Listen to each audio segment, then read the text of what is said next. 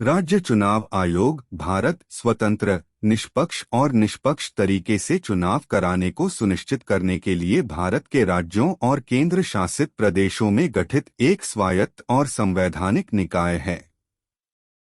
अनुच्छेद 324 के प्रावधानों के साथ भारत का संविधान चुनाव आयोग की शक्तियों की रक्षा करता है। भारत में राज्य चुनाव आयोग शहरी स्थानीय निकायों जैसे नगर पालिकाओं, नगर निगमों, पंचायतों और भारत के चुनाव आयोग द्वारा निर्दिष्ट किसी भी अन्य के लिए जिम्मेदार हैं। उन्हें राज्य या केंद्र शासित प्रदेश के राज्यपाल द्वारा नियुक्त किया जाता है। इतिहास और प्रशासन।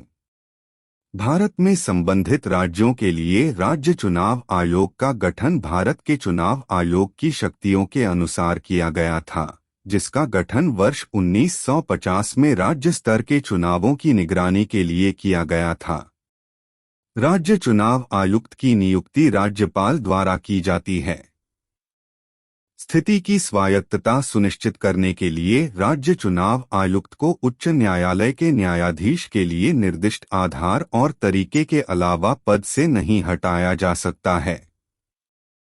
शक्तियां और जिम्मेदारियां। भारत में राज्य चुनाव आयोग निम्नलिखित के लिए जिम्मेदार हैं।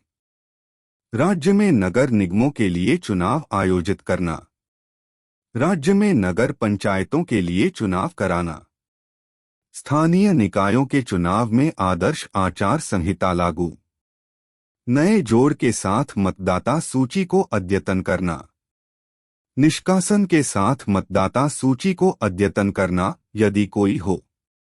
संगठन।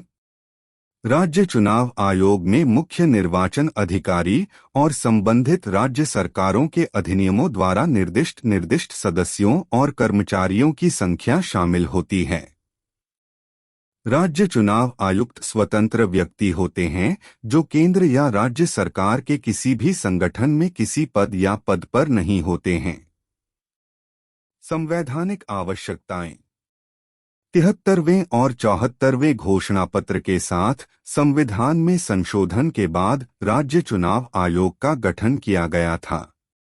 संविधान के अनुच्छेद 243 के अनुसार राज्य चुनाव आयोगों का गठन किया गया था।